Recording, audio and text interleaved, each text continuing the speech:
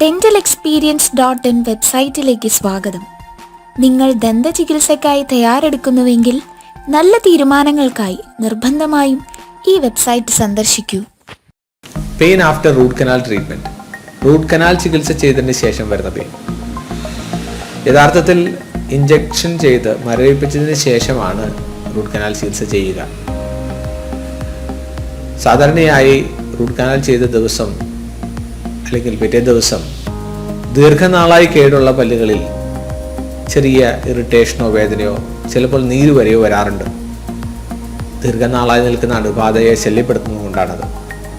ഇത്തരത്തിലുള്ള വേദനകൾക്ക് മരുന്ന് കൃത്യമായി കഴിക്കണം.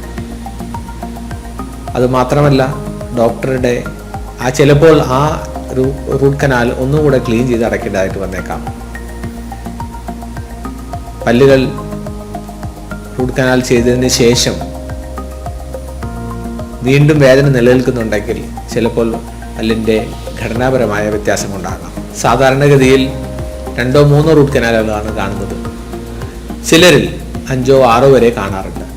ഇത്തരത്തിലുള്ള അവസ്ഥയിൽ ഈ റൂട്ട് കനാലുകളെ കണ്ടെത്തുകയും അതിനകത്തുള്ള ജീവനുള്ള ഉൾക്കാമ്പുകളെ എടുത്തു മാറ്റുകയും ദുഷ്കരമാണ്, ബുദ്ധിമുട്ടാണ്.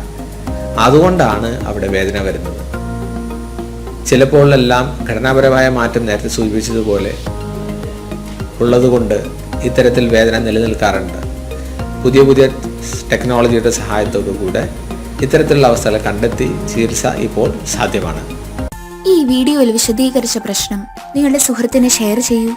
ഈ ചാനൽ സബ്സ്ക്രൈബ് ചെയ്യൂ. ചികിത്സകളെ പറ്റി കൂടുതൽ അറിയാൻ ലിങ്കുകൾ ക്ലിക്ക് ചെയ്യുക.